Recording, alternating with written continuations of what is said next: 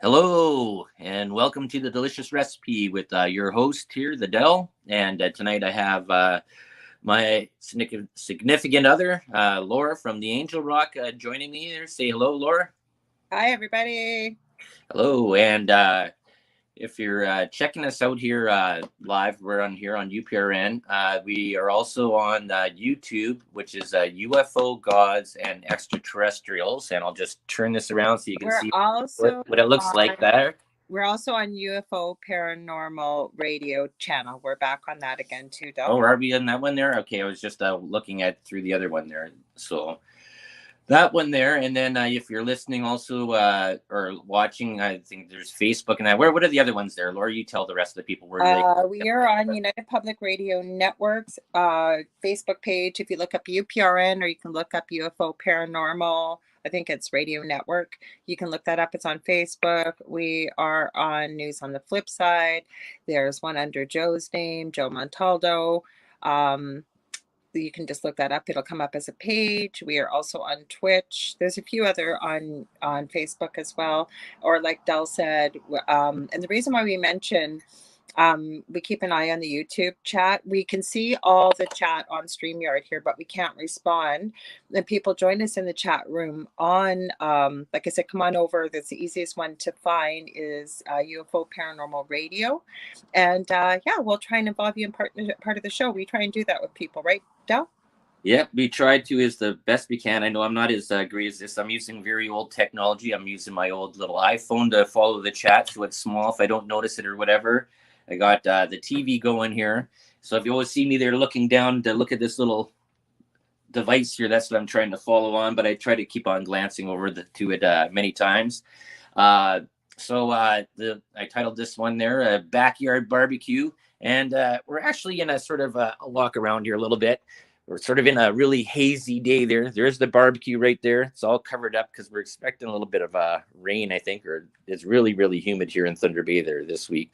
And other than that, it's been a hot. We almost came into like a second type of summer here.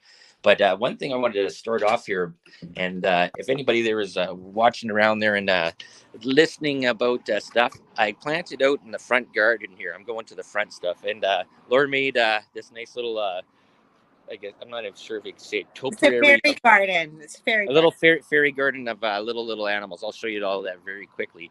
But what I did was I planted in one corner. I planted beans, cucumbers, a couple of watermelon seeds. I think there's about 20 different seed, or not 20 different, but four sets of five seeds. And the only thing that took in that whole one little corner was two watermelon plants. And they're like going off like gangbusters. I'll show you like that. Then at the other side here, you're going to see a bunch of yellow flowers. And I planted blues, yellows, um, uh, oranges, and that. And the only ones that came up were these sort of orangey yellow flowers. And there was only two plants, and that was out of 32 seeds that took in the front.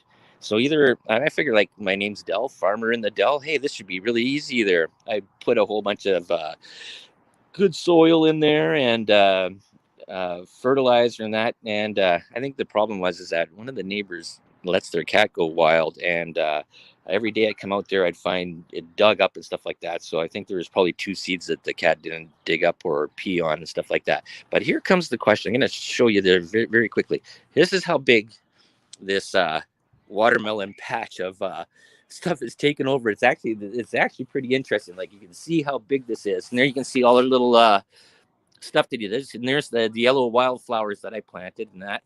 But look at this. I got a whole bunch of flowers down here, and these watermelon stuff is going out big, but no fruit, no fruit going here. And I'm wondering if it's a part about pollination or stuff like that, or see them all like this thing has gone out big. Like, I mean, looking at it from way back out here, there, people, like that is actually, if you really want really good ground cover there, watermelon seems to be a really big leaf, and it's really clingy, and it's attacking everything. It's even attacking the little the little rabbits. They're all sort of being strangleholded here by the by the little frogs there being taken over by this plant, which is really sort of interesting.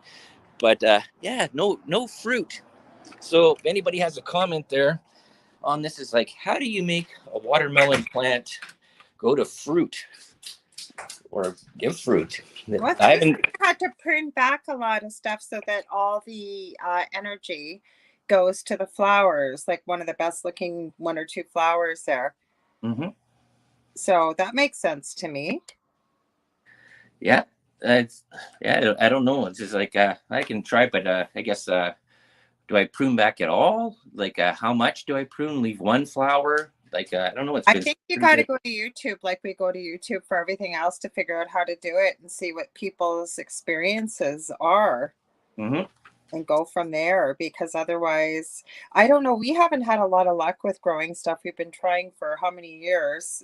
Out at the cottage is a different thing, but here in town, not so much. Mm-hmm. Well, there's an interesting thing there too. Is that my friend Brent? Well, it's actually my brother's friend, and well, we both know him there. He just purchased an alpaca farm on the way out to camp, and he was doing research there. Is that alpaca poop is one of the best fertilizers there is for growing plants. So he gave me a bag of that when the last time when we were heading out and stopped there. So I have to go and see. I didn't do what he said there yet. I have it there, sort of sitting there waiting when I could go out there to fertilize all the stuff because I planted out at camp. I planted green peppers, green beans, yellow beans. What else did I plant? I didn't plant watermelon out there. I planted a whole bunch of wildflowers and stuff like that all over the place there on that hill that goes up my stairs because my camp sort of goes up on a hill. And I'm just wondering if maybe the rabbits and the groundhogs and stuff like that have eaten my stuff out there because I saw that there was some stuff growing the last time I was out there. But I guess we'll find out. yeah, that's true.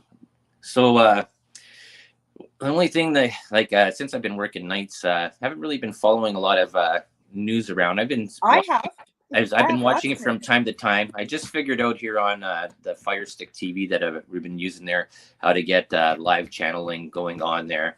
And now I was watching, I guess, because I had one of the nights off there, I found a Magnum PI marathon. So I was watching that because my dad loved Magnum PI and I used to love watching that show. So I was watching that and then watching some Star Trek Next Generation stuff. But in the news, um, what I've been seeing there is you got this January 6th commission that's going on there. And I guess there's a lot of debate that's going on with that. The people are trying to figure out and try and, I guess, cause blame, all because of the last president that was there. And I guess I don't know, U.S. politics is getting so boring to listen to. It's like a broken record of people bang, bang, bang, and blaming and blaming and blaming. And all this stuff, the cancel culture, the SJWs, the alphabets of every type of gender going on there, and just I don't know. I don't think anything is going to get fixed. Other parts of news, there, I've seen that they're trying to.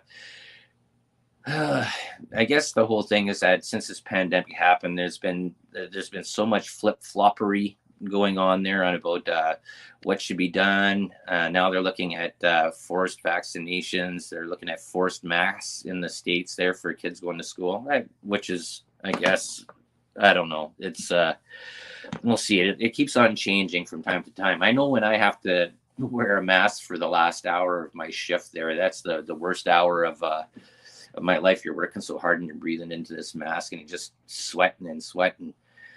It's not a very comfortable thing. That's just for an hour.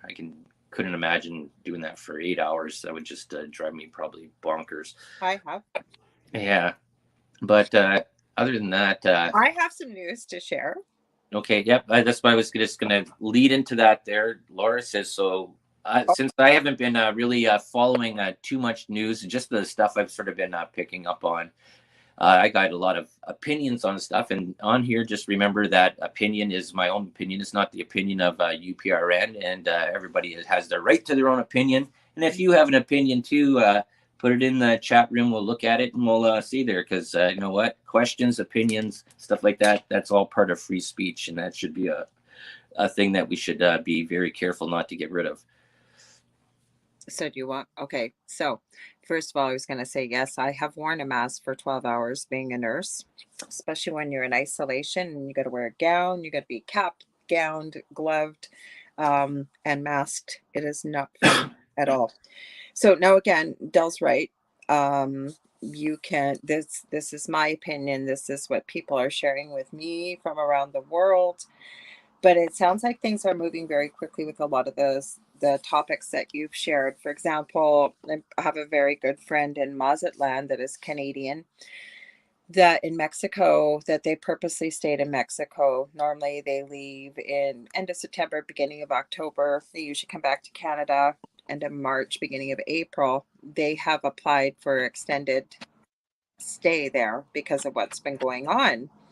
And all of a sudden, and I've seen the notice, they've sent it to me, and it seems the only place this is happening right now is in Mazatlan, that they got a notice from the government that starting, I believe it's tomorrow, they're 2 hours behind us, unless you have the jab, you will not be allowed anywhere. You will not be allowed in stores. You will not be allowed to, like pharmacies, the market, anything like that. And I would never reveal who said this to me. I mean, I can tell you off air, but they were so astounded that this came so quickly and without much warning because they purposely had stayed there thinking they were safe. I also know, speaking specifically with people in Australia, and it seems even people in Australia aren't aware of this unless you are geographically in Sydney. Apparently, there's a large portion of apartment buildings there, and people, I know of one apartment building that I have the news article, plus the person lives in the city, that there's three families on three different floors in this apartment. It's not a high rise, but it's got about, looks like probably about 6 or 7 floors. Mhm. It has police tape around it, and nobody is allowed to leave the building because of these three separate families that apparently have come out with, uh, we'll call it CV-19. So that's something new. Things seem to be moving very quickly, like you said. Things are flip-flopping. I know here in Canada, I was sent a picture from Vancouver, BC, of signs up in Chinese, English, and French that said jabbed here, non-jabbed here. Just before we went live, apparently it was also in Toronto. Can't Mhm. verify it, didn't see a picture, but Right. apparently they've been, just as quickly as these signs went up, they've been taken down. So, and again, this isn't rumor, this is from people that have witnessed this themselves. Mhm. So things seem to be moving so quickly, really, really quickly. Yet there's other parts, like I have friends in the southern US where it's life as usual, regular business, and pretty well has been most of the time. So go figure. Hmm. Yeah, that's sort of an interesting thing because we're coming up close to this September time when kids are going to school, and I think a lot of and plus we have elections coming up, and I think there's a whole part of this fear propaganda, and that's being forced out here by these political people that are in political power that people should be actually looking at. I was thinking about this earlier today there, and I remember I was watching this. Interview with Jesse Ventura, used to be the governor of Minnesota, I believe he Hmm. was. And he's been sort of leveled off as being a conspiracy theorist, crackpot, a crazy person now. This Down TV in, show.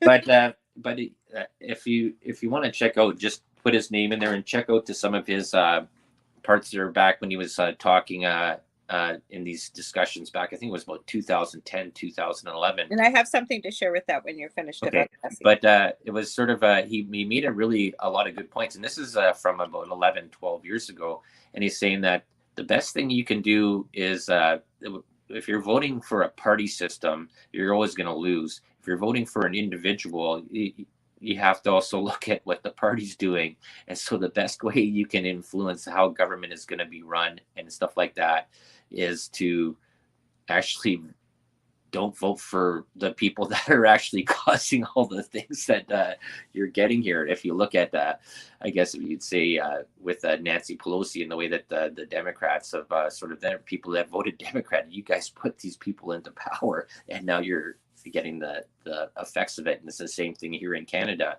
People voted for Justin Trudeau and they voted for the party line. And you look at what's been happening here in Canada. It's just been sort of like almost like a total dictatorship where government has sort of imposed its part about being a parent and basically taking over your taking away your medical advice away in a way, because it always says, and just before I go into this, I'll let you say there, it says if you ever watched late night TV or any time of TV during the daytime and or evening time, when they have all these commercials for drug companies and stuff like that, Zoloft, whatever it is, could be for anything that whatever it is. There's commercials that they're constantly over there. Big Pharma just floods the thing with commercials, and the one thing that always says at the end, please consult your physician before taking this medicine. Well, this hasn't been the case there when it's come to this vaccine or this medical instrument.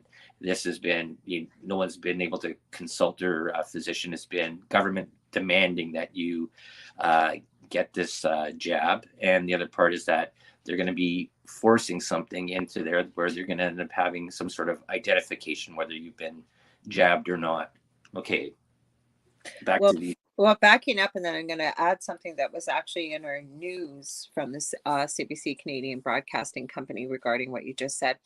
For Jesse Ventura, I had somebody on my show 2 weeks in a row, Dr. Rima Labo, and she is a board registered physician, but she has had a 50-year practice of I think she's written one prescription in all those years.